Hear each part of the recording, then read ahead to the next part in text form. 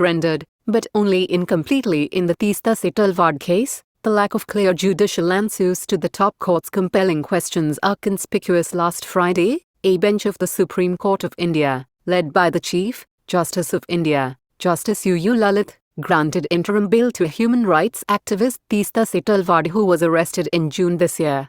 She has now walked out of jail. The order is, without doubt, a great relief to Ms. Setelvad personally, and to the country's liberty jurisprudence at large. The court, in the instant case, has directly confronted a politically vindictive executive and performed its role. Yet, the order calls for critical discourse. Needed answers. Rather than the solution of interim bail that the court has rightly provided to the activist, it is the set of questions that it has posed which requires the attention of all concerned, especially those at the helm of affairs. During the hearing, the judges underlined 4 features of the case that bothered the court. They are: omission in filing the charge sheet even after 2 months of Ms. Setelvad's arrest, registration of the first information report, FIR, on the very next day of the Supreme Court's judgment that dismissed Zakir Jafri's plea against exoneration of Narendra Modi and others in the 2002 Gujarat riots, with strictures against Ms. Setelvad and others, the long adjournment of the bail plea by the High Court, from the 3rd of August to a date after the 19th of September, lack of allegations regarding commission of any offence serious enough to deny bail. These issues, which the court posed, would travel well beyond Ms. Setelvad's case. The court's pointed questions have clearly exposed the malice in the state's action. More importantly, the same questions remain equally relevant and compelling in hundreds of cases across the country, with an important supplement, that, in many of them, draconian provisions have also been recklessly invoked to victimize the dissidents. The sad part of the top court's order, however, is that the rigor of these questions and the enthusiasm to get clear judicial answers are conspicuously lacking in the final order. The questions on the features of the case were asked by the court openly on Thursday, the 1st of September 2022, and after a day's adjournment, the matter was heard further and the order pronounced on Friday. Friday's order, after noting the long custody of the appellant lady and the opportunity availed by the police officers for custodial interrogation, said that the petitioner had made out a case for the relief of interim bail till the matter was considered by the head court. The court said, "We are therefore not considering whether the appellant be released on regular bail or not. That issue will be gone into by the head court." The court also made an unwarranted clarification that the present order shall not be taken to be a reflection on merits and shall not be used by the other accused. Lost opportunity. When the fundamental questions which the court posed on the previous day remained relevant, the Supreme Court, as the guardian of the Constitution, should have and could have done better by answering them and granted regular bail to Ms. Setelvad, by which a useful precedent would have been set for the other accused, who are almost identically situated, in the case as well.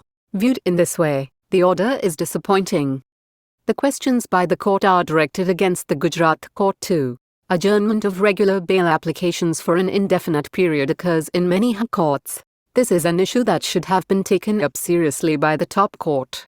In the very same context, the court ought to have also held that when such an indefinite delay happens, that by itself is a reason for an appeal before the Supreme Court under Article 136 of the Constitution. The Solicitor General had raised a contention on the maintainability of Ms. Setelvad's appeal based on the doctrine of elections, suggesting thereby that the petitioner, having moved the head court, should have waited for the High Court's final decision. This could have been easily rejected by the top court on the ground of a gross violation of fundamental rights. In a scenario where the High Courts take several weeks or even months together in deciding a bail plea, the Supreme Court should have deprecated such practice. Ms. Setelvad's case was a classic one where the delay in taking the decision itself amounted to an adverse decision warranting intervention by the top court. It is curious to note that the centre relied on the principles of rule of law and equality before the law at the Supreme Court to detain the activist. This terrible irony required a judicial admonition, which too, unfortunately, did not occur. On the 24th of June, a bench led by Justice A.M. Khanwilkar, quite unfairly and without materials, blamed Ms. Setelvad and others for showing the audacity to question the integrity of every functionary associated with the investigation. In the context of the long litigation for rendering justice to the Gujarat riot victims, Ms. Setelvad and others were accused of keeping the pot boiling. Without any convincing reason, the bench also said that all those involved in such abuse of process need to be in the dock and proceeded within accordance with law. This deplorable approach, which was palpably erroneous and unjust, was the basis for the high-handed action against Ms. Setelvad and others. In view of this, the trial court as well as the head court might have turned reluctant to grant bail to the accused. This is all the more the reason why the Supreme Court, as an institution, should have invoked its introspective jurisdiction to grant regular bail to Ms. Setelvad, which unfortunately did not happen. A delay that is serious. A long delay in deciding the bail plea is a serious issue. The country's judiciary has been infected with this pathological condition for quite a long time, because of which hundreds of political prisoners languish in jails even now.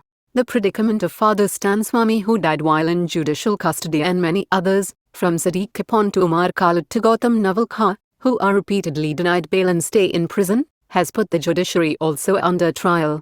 Thus, Ms. Setelvad's case was an opportunity for the court to evaluate the state of freedom in the country. It offered a litmus test. It was an occasion for a formidable judicial reprimand to the political executive, and to the judiciary itself, that has failed the people during tough times. It is, clearly, an opportunity missed. Stronger intervention missed. In the celebrated judgment in Guji County Narsimhulu, 1977, Justice V.R. Krishnaiah wrote, "The issue of bail or jail, at the pre-trial or post-conviction stage, although largely hanging on judicial discretion, is one of liberty, justice, public safety and burden of the public treasury, all of which insist that a developed jurisprudence of bail is integral to a socially sensitized judicial process." These prophetic words had resonance in Joginder Kumar v. State of UP, 1994, where the court ordered procedural imperatives for arrest. In Sanjay Chandra v. CBI, 2011, the court put the issue in perspective. The object of bail is neither punitive nor preventative. It is only to secure the appearance of the accused. The judgment in Anesh Kumar v. State of Bihar, ANR, 2014, relying on the provisions of the Criminal Procedure Code and the Law Commission reports, warned against arbitrary arrests and detention. Even recently, in Satendra Kumar Antil v. Central Bureau of Investigation, 2022, while urging for a bail act in India, the Supreme Court said that the ideas of democracy and the police state are conceptually opposite to each other. It is the court's own judicial philosophy on bail that makes the order in Ms. Setelvad's case inadequate. The case deserved a better and stronger intervention. True, justice was rendered, but only incompletely. Kaileshwaram Raj is a lawyer at the Supreme Court of India.